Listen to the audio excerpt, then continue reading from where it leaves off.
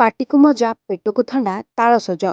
ଖରାଦିନେ ମିଳୁଥିବା ବିଭିନ୍ନ ପ୍ରକାର ଫଳ ମଧ୍ୟରୁ ତାଳସଜ ପ୍ରାୟ ଲୋକଙ୍କ ପସନ୍ଦ। ଆଧୁନିକ ଯୁଗରେ କୋଲ୍ଡ ଡ୍ରିଙ୍କ୍ସ ଅପେକ୍ଷା ତାଳସଜକୁ ବେଶୀ ଆପଣଉଛନ୍ତି ଲୋକେ।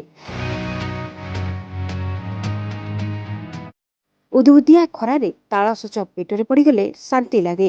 ଗାଁ ଗହଳିରେ ପ୍ରାୟ ଲୋକଙ୍କ ଘରେ ମିଳେ ତାଳସଜ। ଅସ୍ତରଙ୍ଗ ବଜାର ସହ ରାସ୍ତା କଡ଼ରେ ମିଳିଛି ତାଳସଜ ପସରା।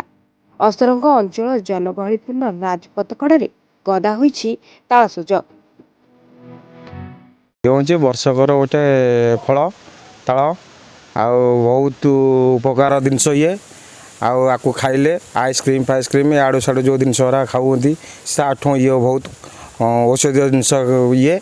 ଆଉ ଇଏ ବହୁତ ଉପକାର ଜିନିଷ, ଆକୁ ଖାଇଲେ ବହୁତ ଭଲ। ଆଉ ଇଏ ଆମେ ଛୋଟବେଳେ ବହୁତ ଆକୁ ସବୁ ଖାଉ, ମାନେ ନିଜେ ଚଢ଼ିକିରି ନିଜେ ପାରିକିରି ଆମେ ସବୁ ଖାଉ। ଆଉ ବହୁତ ଉପକାର ଦିଏ। ତାଳସଜରେ ବହୁତ ଉପକାରୀ ଜିନିଷ ଅଛି। ଇଏ ବର୍ଷକୁ ଥରେ ଖାଇବା ପାଇଁ ମିଳେ। ତାପରେ ବି ଲୋକ ବି ଆ ପ୍ରତି ସେତେ ଧ୍ୟାନ ନାହିଁ, କାହିଁକିନା ଅଇନା ସବୁ ଯୁଗ ପରିବର୍ତ୍ତନ ହେଲାଣି, ସବୁ ଅଲଗା ଜିନିଷ ଉପରେ ଧ୍ୟାନ। ଇଏ ବହୁତ ଉପକାରୀ ଜିନିଷ। ଆମେ ବିଲ ବାରିରୁ ଆସିଲେ ଗଛରେ ଚଢ଼ିକିରି ବି କାଟିକିରି ଖାଉ, ବହୁତ ମଜା ନେଉ। ବହୁତ ଉପକାରୀ ଜିନିଷ, ଶରୀର ପ୍ରତି ବହୁତ ଇଏ ଉପକାରୀ।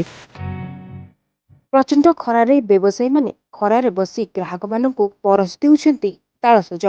ଆଉ ଏହି ଅଦିନିଆ ଫଳର ମଜା ନେବାକୁ ଲୋକଙ୍କ ଭିଡ଼ ଜମୁଥିବା ଦେଖିବାକୁ ମିଳୁଛି। କାକଟପୁରରୁ ଆର୍ଯ୍ୟ ବିଶାଳଙ୍କ ରିପୋର୍ଟ, ରିପୋର୍ଟର୍ସ ଟୁଡେ।